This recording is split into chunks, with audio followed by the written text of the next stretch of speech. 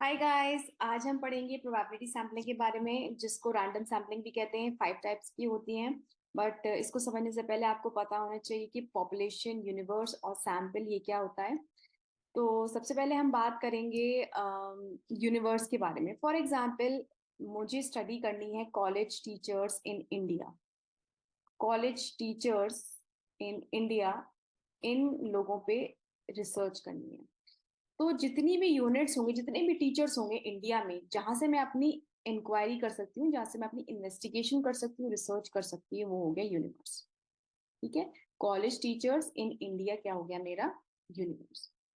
लेकिन क्या होता है, पॉपुलेशन क्या होता है, जैसे कि मैंने अपना एक स्टेट सेलेक्ट कर ली। For example, college teachers in Uttar Pradesh. जैसे एक स्टेट ले ली मैंने इंडिया की, उत्तर प्रदेश।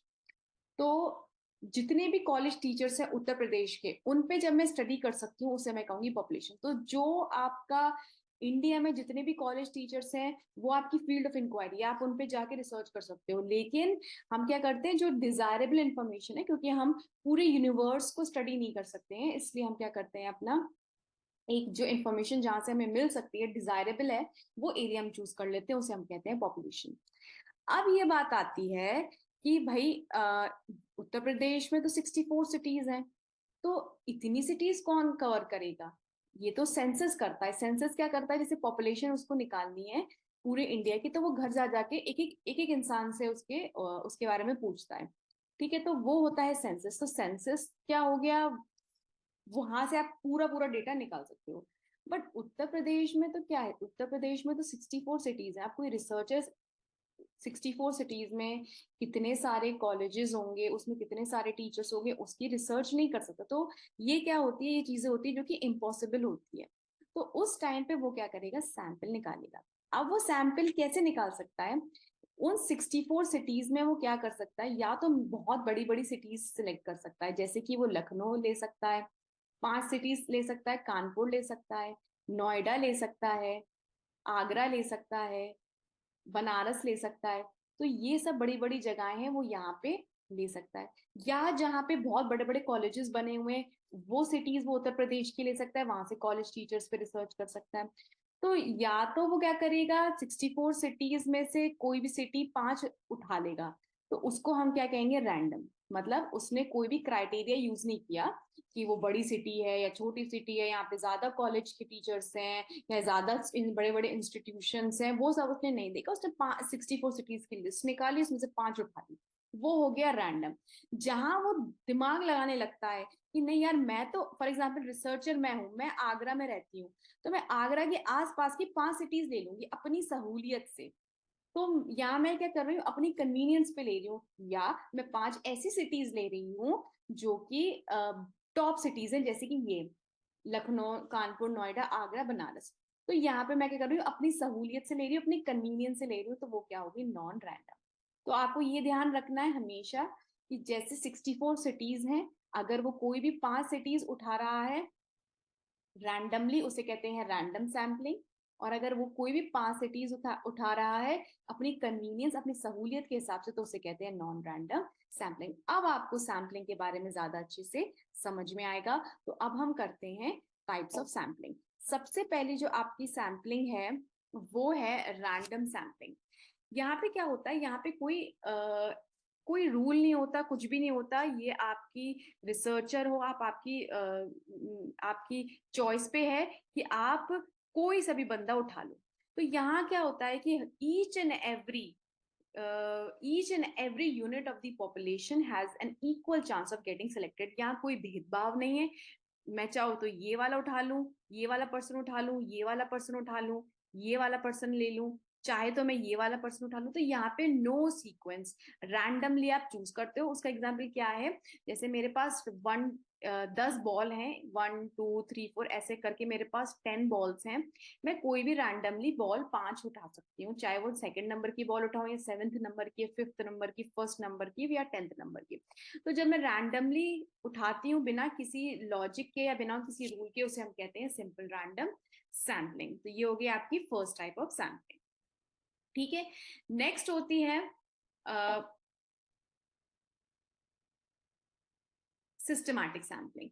सिस्टमैटिक सैम्पलिंग में क्या होता है कि यहाँ पे रैंडम तो है ही, मतलब उठाना तो रैंडमली है, कोई आपको क्राइटेरिया नहीं करना है, बट यहाँ पे क्या करता है, इंसान रैंडमली पहली यूनिट चूज कर लेता है। जैसे फॉर एग्जाम्पल ये कोई इंसान है, उसको रैंडमली चूज कर लिया, अब वो एक फॉर्मूला लगाता है, फॉर एग्जाम्पल +2 का, जरूरी नहीं है +2 हर कोई लगाए, इस एग्जाम्पल में +2 का फॉर्मूला लगाया। वो कैसे लगाया है, जैसे इसने फॉर एग्जाम्पल इसका नाम है अमन, अमन को चूज कर लिया, अब अमन के हर 2 छोड़ के एक रैंडम एक सैंपल चूज करेगा, फिर एक 2 छोड़ के फिर इसको चूज किया, फिर ये 2 छोड़ के इसको चूज किया, फिर इसको 2 छोड़ के ये चूज किया।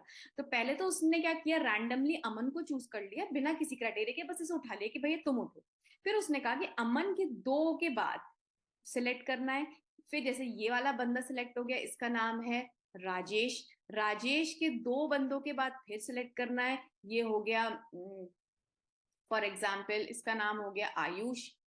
तो ऐसे करके उसको +2 का फॉर्मूला लगा के सिस्टमैटिकली चूज करना है। ठीक है, तो इसमें क्या लिखा है, इंटरवल लगता है, आप यहाँ देख सकते हो कि इसको इसने सैम्पलिंग इंटरवल लगा दिया। कितने का इंटरवल लगाया इसने, 2 बंदे छोड़ के इंटरवल लगाया कि हर 2 बंदे को छोड़ के हमें थर्ड बंदे को लगाना है।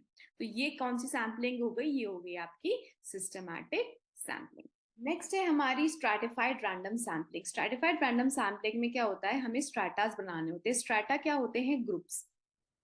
जैसे कि हमें स्टडी करनी है इंडिया के कितने लोग पेप्सी कंज्यूम करते हैं। अब ये ऐसी स्टडी आप डायरेक्ट फील्ड में नहीं जा सकते, आपको कुछ दिमाग में सोचना पड़ेगा। जैसे ये आपकी पूरी की पूरी इंडिया की पॉपुलेशन है, आप क्या करोगे, इंडिया को एज वाइज बांट दोगे।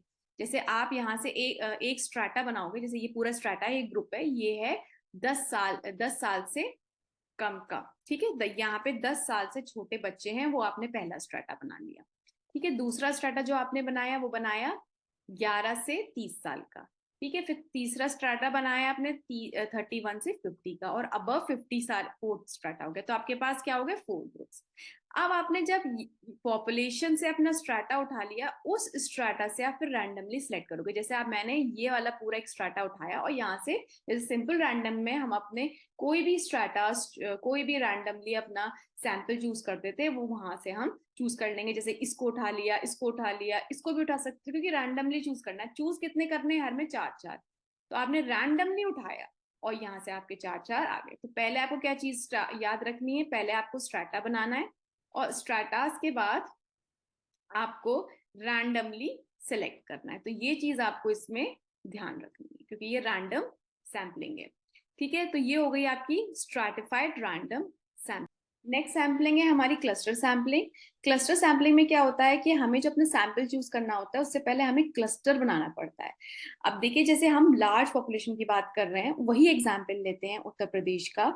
उत्तर प्रदेश में मुझे ये देखना है कि वीकेंड जब आता है, सैटरडे संडे, तो कितने फैमिलीज मूवीज देखने जाते हैं। तो अब उत्तर प्रदेश में इसलिए भी, क्योंकि उत्तर प्रदेश क्यों बहुत बड़ी स्टेट है। तो जैसे फिर ये बात आ जाती है कि 64 सिटीज है भाई। अब 64 सिटीज में इतनी फैमिलीज होंगी, और वीकेंड में कितने लोग मूवी देखने जाते हैं, इतना सारा डेटा। तो मैं क्या करूंगी, मैं बना दूंगी सिटीज के क्लस्टर। जैसे ये आगरा का क्लस्टर बना लूंगी, ये अलीगढ़ का क्लस्टर बना लूंगी। ठीक है, उन सिटीज को मैं क्या करूंगी, क्लस्टर वाइज बना लूंगी। ये प्रयागराज का हो गया, ये बनारस हो गया, हापुड़ हो गया, मेरठ हो गया। ठीक है, और इसको हम बना देते हैं कानपुर। तो हमारे पास कितनी हो गई, 8 क्लस्टर्स हो गए। अब इस 8 क्लस्टर्स में क्या करूंगी, बिना कोई भी क्राइटेरिया के, बिना अपनी सहूलियत के रैंडमली मैं सेलेक्ट करूंगी, क्योंकि ये हमारी रैंडम सैम्पलिंग है। रैंडम क्या है, हर किसी के पास इक्वल चांस है।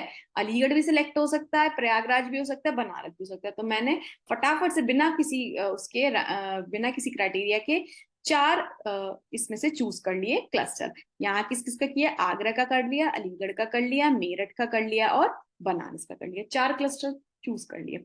अब इन 4 क्लस्टर से हम अपना डेटा कलेक्ट करूंगी, तो इसे हम कहते हैं रैंडम सिलेक्टेड क्लस्टर्स। इसमें कोई भी, जो मैंने सिटी सेलेक्ट करी है आगरा, अलीगढ़, बनारस, मेरठ, उसमें कोई भी क्राइटेरिया नहीं है, बस रैंडमली मैंने चूज कर लिया। इसका मतलब किसी भी क्लस्टर के पास इक्वल चांस था ऑफ गेटिंग सिलेक्टेड, कोई भी सिलेक्ट हो सकता था। तो ये हो गई आपकी क्लस्टर सैम्पलिंग।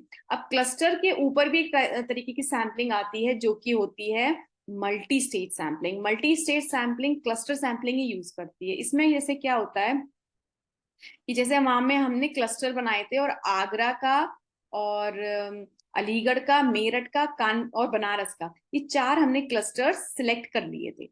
मल्टी स्टेज में क्या होता है, उन क्लस्टर्स से भी रैंडमली आपको चूज करना है। तो जैसे इन्होंने क्या क्राइटेरिया बनाया कि ये 6 लोगों का क्लस्टर है एक, इसमें से हमें 3 चूज करना है, तो हम बिना किसी क्राइटेरिया के लिए 3 चूज कर लिया। फिर सेकंड क्लस्टर है अलीगढ़ का, इसमें हमने 3 लोगों को सिलेक्ट कर लिया। फिर थर्ड क्लस्टर है मेरठ का, हमने 3 रैंडमली चूज किया। आप देखो यहाँ कोई सीक्वेंस नहीं है, पहले वाले को लिया है, यहाँ पे पहले वाले को नहीं लिया, यहाँ पे भी पहले वाले को नहीं लिया। ऐसे लास्ट क्लस्टर है बनारस का, इससे भी हमने रैंडमली 3 सिलेक्ट कर लिए। तो मल्टी स्टेज सैम्पलिंग में क्या होता है, क्लस्टर सैम्पलिंग होती है। या तो पहले आप क्या करोगे, क्लस्टर्स बनाओगे, और उसके बाद आप क्या करोगे, सिंपल रैंडम सैम्पलिंग। तो ये क्वेश्चन आ सकता है कि मल्टी स्टेज सैम्पलिंग किसका कॉम्बिनेशन है, cluster and simple random sampling. So I hope you have understood 5, उससे 5 टाइप्स ऑफ सैम्पलिंग। आप यूनिवर्स सैंपल के बारे में अच्छे से समझिए, तभी आपको ये चीज समझ में आएगी। इसका सेकंड पार्ट आएगा, उसमें हम बात करेंगे नॉन प्रोबेबिलिटी सैम्पलिंग के। Thank you, bye.